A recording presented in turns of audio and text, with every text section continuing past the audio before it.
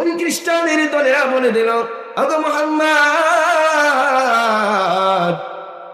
আমরা তিনটি খোদার ইবাদত বন্দেগী করি। এক নম্বর হলো আল্লাহ, দুই নম্বর হলো আল্লাহর সন্তান ঈসা নাউজুবিল্লাহ বলে, তিন নম্বর হলো মারিয়াম।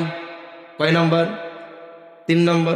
এবার ইহুদিরা বললেন, আমরাও তো দুই খোদায় বিশ্বাস করি। এবার আমার নবীকে বললেন, আমরা যেহেতু খোদার ইবাদত বন্দেগী করি, রবের ডাক দেই, রবের ইবাদত বন্দেগী করি, তুমিও তো রবকে ডাকো, রবের ইবাদত বন্দেগী করো, তাহলে তোমার সাথে আমার ফারাক কোথায় বলো তো? সুতরাং তুমি কালিমার দাওয়াত দিবা না, আমরা যেই দাওয়াত দিচ্ছি তোমরাও সেই দাওয়াত দিবা। আমার ভাইরা, এবার রাসূল আকরাম সাল্লাল্লাহু আলাইহি ওয়াসাল্লামকে আল্লাহ রাব্বুল আলামিন জিবরিলের মাধ্যমে পাঠালেন, হে নবী আপনি বলে দিন।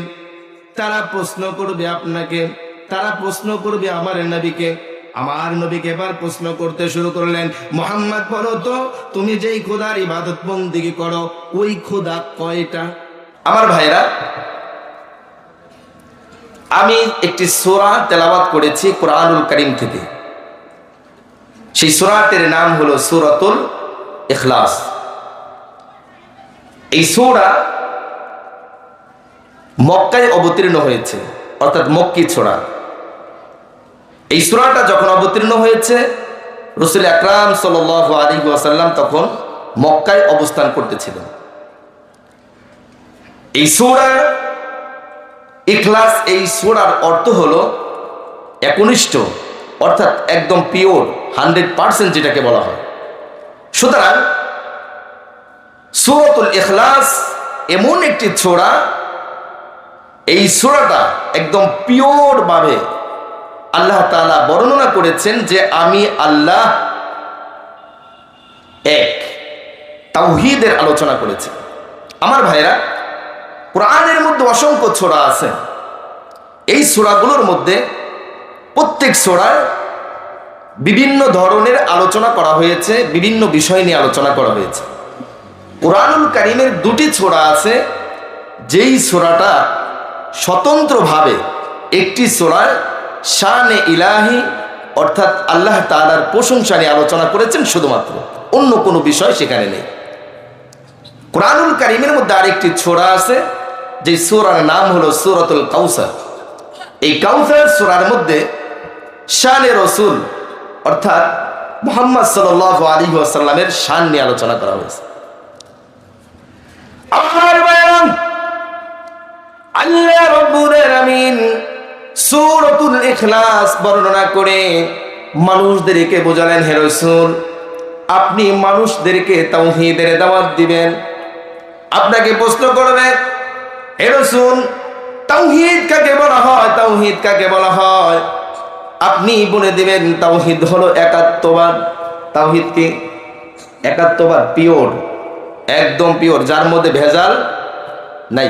এই ভেজাল ছাড়া যেই সূরা এবং ভেজাল মুক্তভাবে আল্লাহকে বর্ণনা করেছেন, আল্লাহর প্রশংসা বর্ণনা করেছেন, সেই সূরার নাম হলো সূরাতুল ইখলাস। আমার ভাইরা, সূরাতুল ইখলাস যখন অবতীর্ণ হবে, আপনারা জানেন প্রত্যেকটি সূরা অবতীর্ণ হওয়ার আগে একটা প্রেক্ষাপট থাকে। কি থাকে? প্রেক্ষাপট থাকে।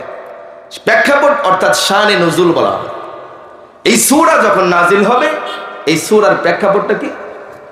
মক্কার মধ্যে কয়েকটা বংশ ছিল, কয়েকটা ভাগে বিভক্ত ছিল ধর্ম।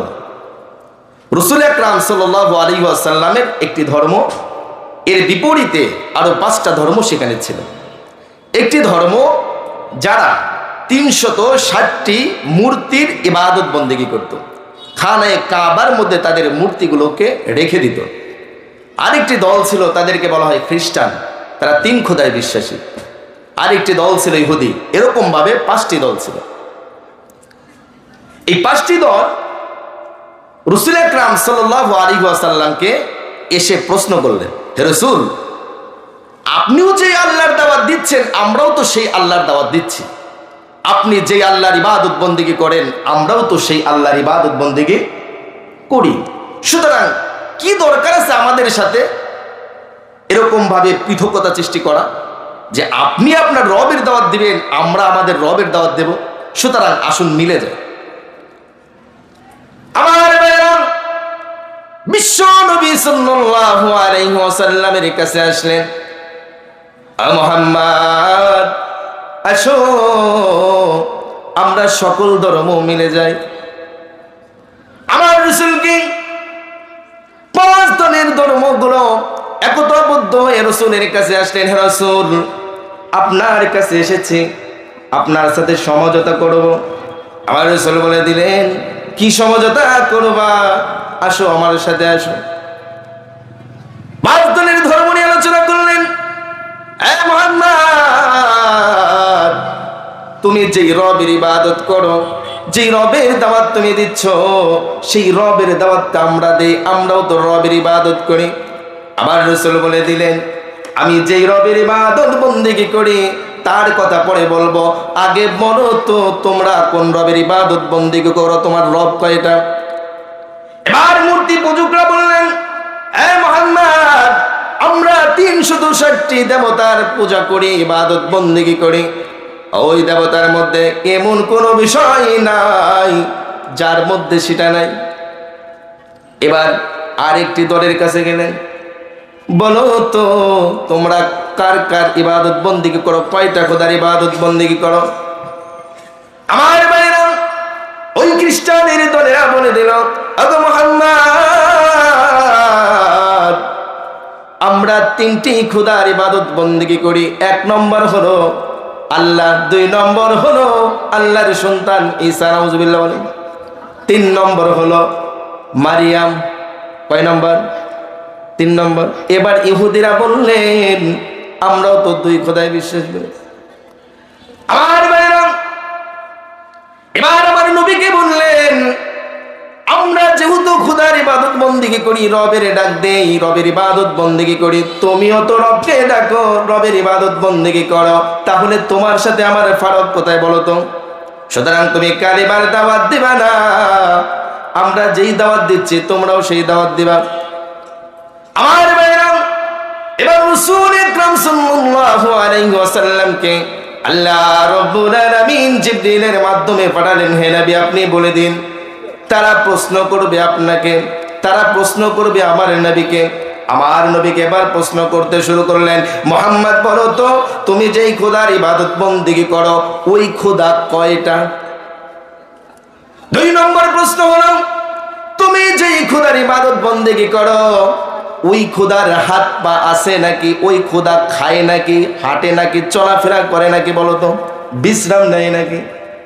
3 নম্বর প্রশ্ন হলো, ও মুহাম্মদ তুমি বলো তো তুমি যেই খোদার ইবাদত বন্দেগী করো ওই খোদা সন্তান আদি জন্ম দিচ্ছে, উনি আবার জন্ম নিচ্ছে কিনা? আমার ভাইরা, আমার নবী কোনো কথা বললেন না। আল্লাহ রাব্বুল আলামিন জিবরিলের মাধ্যমে ওহী পাঠিয়ে দিলেন, ও নবী আপনি কিছু বলবেন না, আমি আল্লাহ সূরাতুল ইখলাস আপনার নিকট পাঠিয়ে দিলাম, আপনি সূরা ইখলাসের মাধ্যমে প্রত্যেকটি কথার জবাব দিয়ে দেন। বলেন সুবহানাল্লাহ। আর ভাইরা, এবার রাসূল আকরাম সাল্লাল্লাহু আলাইহি ওয়াসাল্লাম তাদের প্রথম কথার উত্তর দিয়ে দিলেন। জিবরিল আমিন বলেন, ওগো নবী আমি আপনাকে একটি আয়াতে কারিমা তেলাওয়াত করে দিলাম, আপনি পড়ে দিন তাদের সামনে। সূরাতুল ইখলাসের প্রথম আয়াতটা তিনি বললেন, আমার সাথে সবাই বলবেন, কুল হুয়াল্লাহু আহাদ। এই নবী আপনি বলে দিন আমার আল্লাহ একজন অদ্বিতীয়, দ্বিতীয় কোনো খোদা নাই। কে বললেন? আমার নবী বলে দিলেন। কার কথা? আল্লাহর কথা না। এবার মুশরিকরা দেখলো তার খোদা হলো একটা।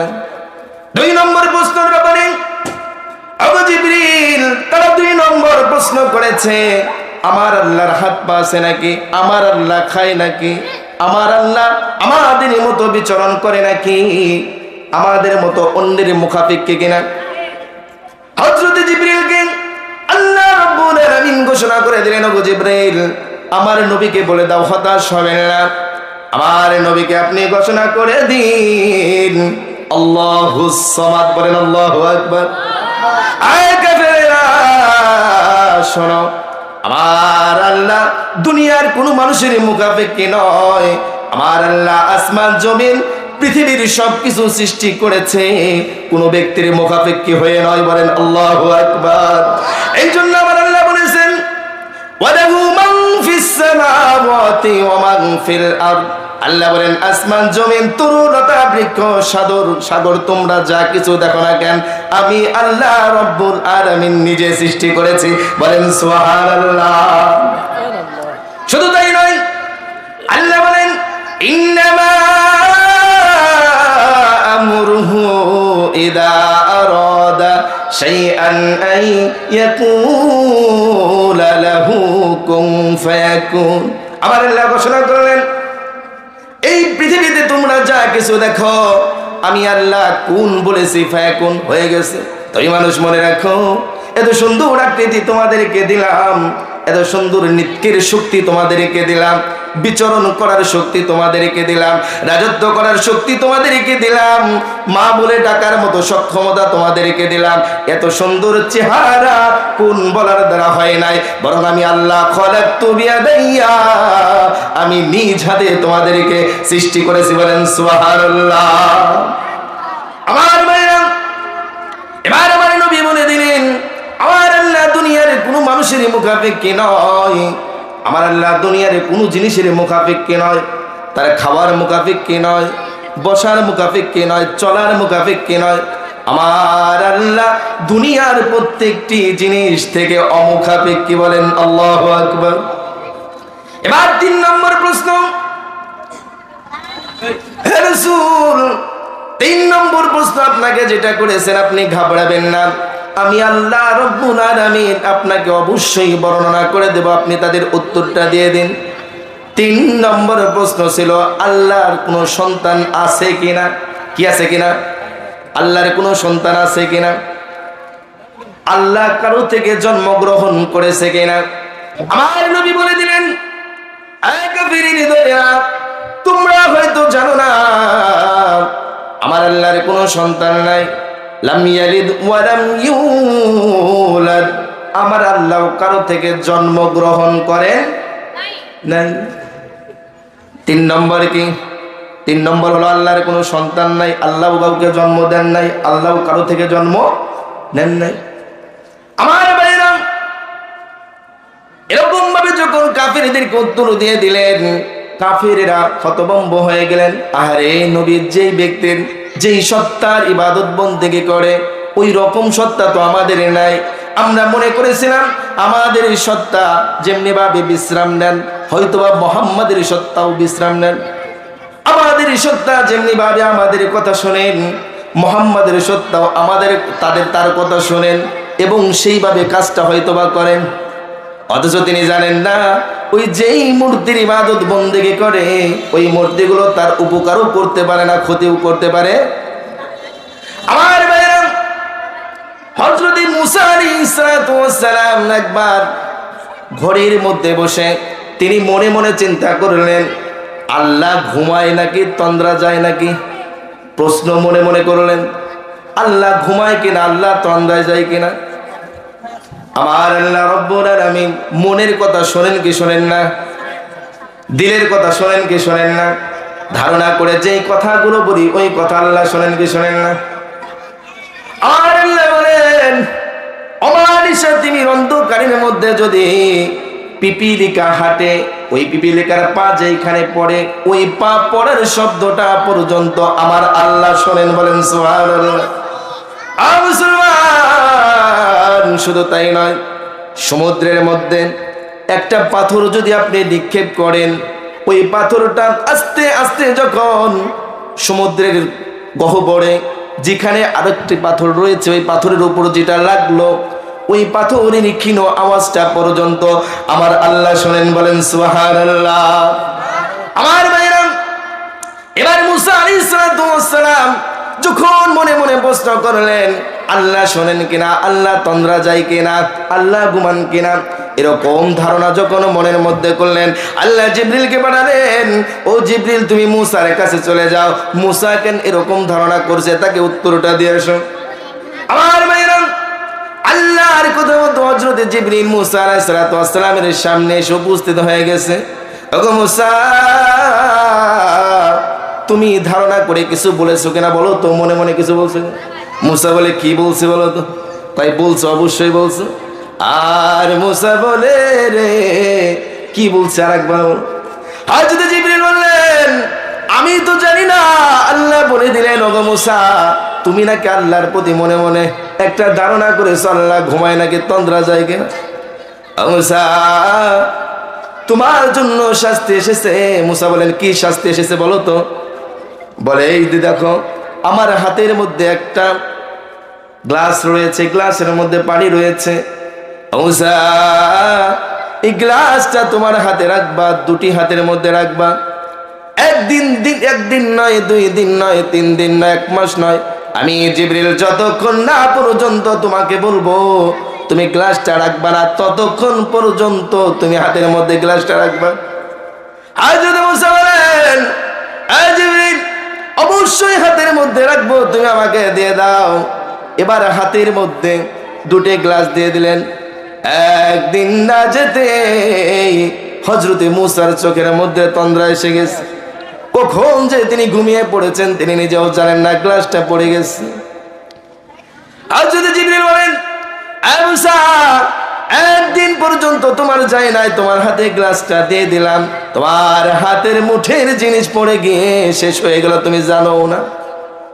এবার বলেন আমার আল্লাহ বলে দেন আল্লাহু লা ইলাহা ইল্লা হুয়াল হাইয়ুল কাইয়্যুম লা তাখুযুহু সিনাতুন ওয়ালা নাওম।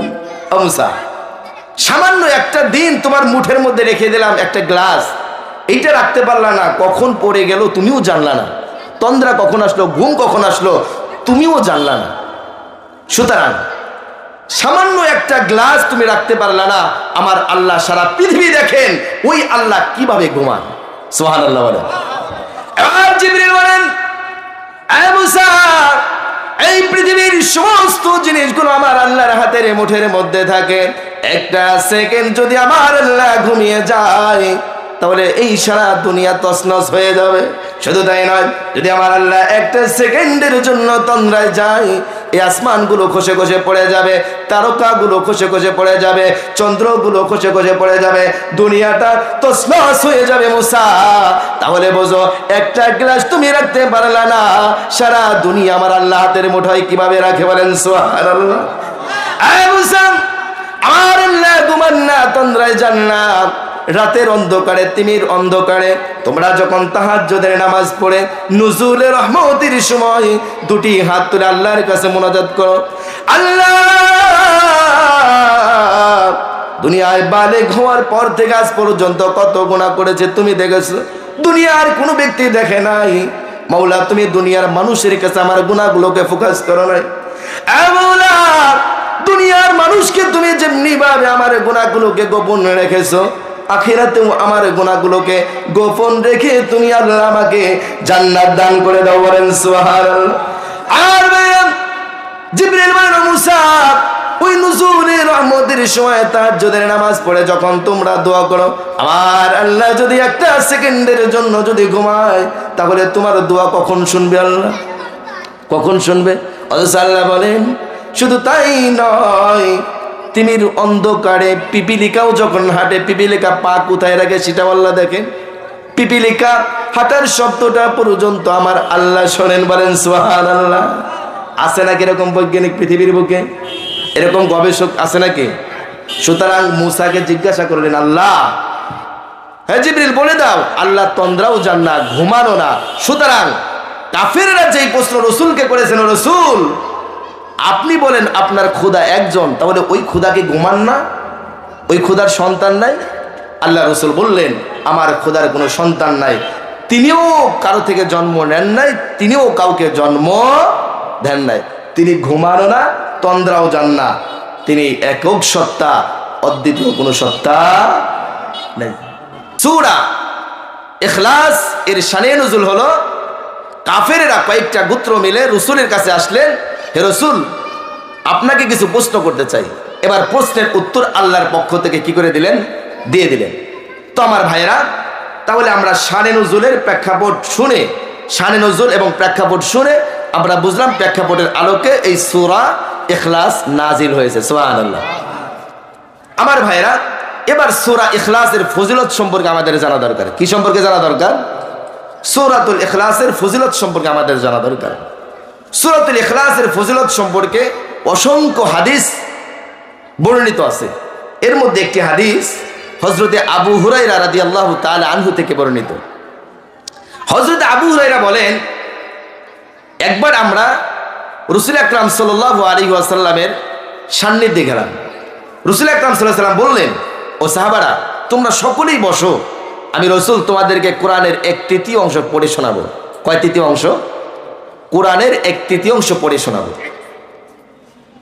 মুসলমান, আল্লাহর রাসূলের কণ্ঠে কোরআনুল কারীমের মধুর তেলাওয়াত কাফেররা শোনার জন্য পাগল পড়া হয়ে থাকতেন। সাহাবায়ে কেরাম যখন শুনলেন রাসূল কোরআন তেলাওয়াত করবেন, শুধুমাত্র তেলাওয়াত করবেন না, কোরআনের 1/3 অংশ তেলাওয়াত করবেন, অবশ্যই আমাদেরকে শুনতে হবে। হুজুর, কখন আপনি তেলাওয়াত করবেন? আমাদেরকে তেলাওয়াত করে শোনান। আমার ভাইরা, রাসূল আকরাম সাল্লাল্লাহু আলাইহি ওয়াসাল্লাম সমস্ত সাহাবায়ে কেরামকে সামনে রেখে তিনি কোরআনুল কারীমের সূরাতুল ইখলাস তেলাওয়াত করলেন। কুল হুয়াল্লাহু আহাদ আল্লাহুস সামাদ লাম ইয়ালিদ ওয়া লাম ইউলাদ ওয়া লাম ইয়াকুল লাহু কুফুয়ান আহাদ। বলেন আল্লাহু আকবার। আমার ভাইরা, রাসূল সূরাতুল ইখলাস তেলাওয়াত করে তিনি তার হুজরার মধ্যে চলে গেলেন। সমস্ত সাহাবায়ে কেরাম বসে আছে।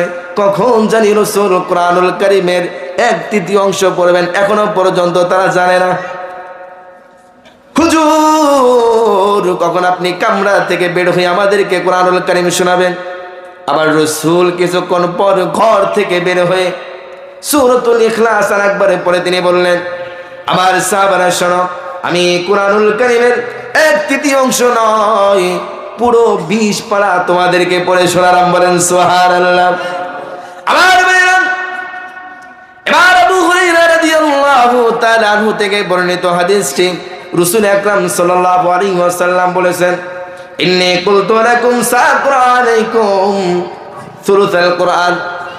আল্লাহ রাসূল বললেন, তোমাদের মধ্যে যারা সূরাতুল ইখলাস তেলাওয়াত করবে 3 বার, কয়বার? 3 বার যদি কোনো ব্যক্তি সূরাতুল ইখলাস তেলাওয়াত করে, আলা ইন্নাহা তাদিলু সুলুসাল কোরআন, তার আমলনামার মধ্যে আমার আল্লাহ 30 পারা খতমের সওয়াব লিপিবদ্ধ করে দেন। বলেন সুবহানাল্লাহ। আমার ভাইরা, আরেকটি হাদিসের মধ্যে এসেছে আনাস ইবনে মালিক রাদিয়াল্লাহু তাআলা আনহু থেকে বর্ণিত, তিনি বলেন, একবার কিছু সাহাবা মসজিদুল কুবার মধ্যে নামাজ পড়তেছিলেন। পাঞ্জেগাজ মুসল্লি যারা আছে তাদের মধ্যে একজন সাহাবী বললেন, ও আমার সাহাবারা, তোমাদের মসজিদুল কুবার যিনি ইমাম আছেন, হুজুর জিজ্ঞাসা করলেন, ইমাম আছেন তিনি কিভাবে কোরআন তেলাওয়াত করে নামাজের মধ্যে বলো তো? এক সাহাবী বললেন, হুজুর, আমাদের ইমাম সাহেব মসজিদুল কুবার যিনি আছেন, প্রত্যেক দিন প্রত্যেক রাকাত অর্থাৎ ফজরের নামাজে 2 রাকাত, ওই 2 রাকাতের মধ্যে সূরা ফাতিহা পাঠ করার পর সূরাতুল ইখলাস পাঠ করেন। 2 রাকাতের মধ্যে সূরা ফাতিহার পর সূরাতুল ইখলাস পাঠ করেন, এরপর অন্য আরেকটি কিরাত লাগান। হুজুর, ইমাম সাহেবকে আমরা জিজ্ঞাসা করলাম, ও ইমাম সাহেব, কেন আপনি প্রত্যেক দিন প্রত্যেক রাকাতের মধ্যে সূরাতুল ইখলাসের সাথে অন্য সূরা কেন লাগান? হুজুর, আমরা তাকে জিজ্ঞাসা করার পর তিনি বললেন, আমি পড়ব, এতে যদি আমাকে ভালো লাগে ইমাম সাহেব হিসেবে রাখবে, যদি ভালো না লাগে খেদায়া দাও। আমাদের দেশে এরকম লোক আছে না? নাই? আছে না? ইমাম সাহেবকে একটা দোষ দিলে বলে, আপনার ভালো লাগে না, যদি ভালো না লাগে আমাকে বলে দেন, চলে যায়। আছে না? মুসলমান, এবার হুজুর সাল্লাল্লাহু আলাইহি ওয়াসাল্লামকে সাহাবায়ে কেরাম অভিযোগ করলেন, হুজুর, প্রত্যেক দিন নামাজের মধ্যে সূরা ফাতিহার পর সূরাতুল ইখলাস পড়ে। ইমাম সাহেবকে বললাম, ইমাম সাহেব, সূরাতুল ইখলাস যদি পড়েন তাহলে অন্য সূরা কেন মিলান? সূরা ইখলাস পরে আপনি নামাজটা শেষ করে দেন, কিন্তু প্রত্যেক দিন সূরা ইখলাসের পর আরেকটি সূরা মিলাইয়া প্রত্যেক দিন প্রত্যেক ওয়াক্তেই পড়তে থাকেন। কারণটা কি? হুজুর, ইমাম সাহেব রেগে যায়, আপনি আমার ইমাম সাহেবকে জিজ্ঞাসা করুন। এবার আমার রাসূল সাহাবীকে জিজ্ঞাসা করুন, ও সাহাবী, তুমি প্রত্যেক রাকাতের মধ্যে সূরাতুল ইখলাস কেন পড়ো? ওই সাহাবী চোখের পানি ছেড়ে দিয়ে বলে, ইয়া রাসূলুল্লাহ, উহিব্বুহা ইন্নী, যেই সূরাটা আমি পড়ি এই সূরাকে আমি অত্যন্ত ভালোবাসি, বলেন সুবহানাল্লাহ। আর ভাইরা, রাসূল আকরাম সাল্লাল্লাহু আলাইহি ওয়াসাল্লামের কথা শুনে বলেন, আবার সাহাবী শোনো, তুমি যত সূরাতুল ইখলাসকে ভালোবাসো, এই ভালোবাসার কারণে হুব্বুকা ইয়্যাহা আদখালাকাল জান্নাহ, বলেন সুবহানাল্লাহ। ওগো সাহাবী, তুমি সূরাতুল ইখলাসকে মহব্বত করার কারণে, মহব্বত দেখানোর কারণে আমার আল্লাহ তোমার ইখলাসকে এত পছন্দ করেছে, তোমার এই আমলটাকে এত পছন্দ করেছে, এই সূরাতুল ইখলাসের মহব্বতের কারণে আল্লাহ তোমাকে জান্নাত দান করেছে, বলেন সুবহানাল্লাহ। আর ভাইরা, আজকের এই সমাজের মধ্যে অনেক সময় আমরা বসে থাকি, ব্যস্ত থাকি না, এমনিই বসে থাকি, কখন এরকমটা ভাবি না সূরাতুল ইখলাসের আমল করতে হবে, ভাবি নাকি? মুসলমান, আজকে যখন শুনলাম সূরাতুল ইখলাসের আমল করার কারণে জান্নাত পাওয়া যায়, তাহলে আজকের পর থেকে আমাদের এই মাহফিল থেকে এই আমলটা নিয়ে যেতে হবে। যখন অবসর সময় পাবো সূরাতুল ইখলাসের আমল করব। পারবেন কে? হাত তুলে দেখান দেখি ইনশাআল্লাহ। নারে তাকবীর, নারে তাকবীর, মাশাআল্লাহ। তাহলে ভাইরা আমার, সূরাতুল ইখলাসের এত দাম, রাসূল বললেন যদি কোনো ব্যক্তি সূরাতুল ইখলাস একবার পড়ে তাহলে তার আমল নামায় কোরআনুল কারীমের 1/3 অংশের সওয়াব লিপিবদ্ধ করা হয়, সুবহানাল্লাহ। যদি কোনো ব্যক্তি 2 বার পড়ে 20 পারার সওয়াব তার আমল নামায় লেখা হয়। যদি 3 বার পড়ে পুরো কোরআন খতম করার যে সওয়াব আছে এই সওয়াবটা তার আমল নামায় লেখা হয়। তাহলে ভাইরা আমার, আমরা কারা কারা আছি যে কোরআনুল কারীমের 30 পারা পড়তে পারি? পারি নাকি? পারি তো না। কিন্তু সূরাতুল ইখলাস কিন্তু আমরা সবাই পারি না? আমরা যদি প্রত্যেক দিন সূরাতুল ইখলাস 100 বার, 50 বার, 30 বার করে পড়ি, অন্তত পক্ষে প্রত্যেক নামাজের সময় 3 বার করে পড়ি, তাহলে আমাদের এই আমল নামার মধ্যে প্রত্যেক দিন 5 খতমের সওয়াব আমল নামায় লিপিবদ্ধ করা হবে, সুবহানাল্লাহ। ইনশাআল্লাহ আজকের পর থেকে আমরা কারা কারা পারবো?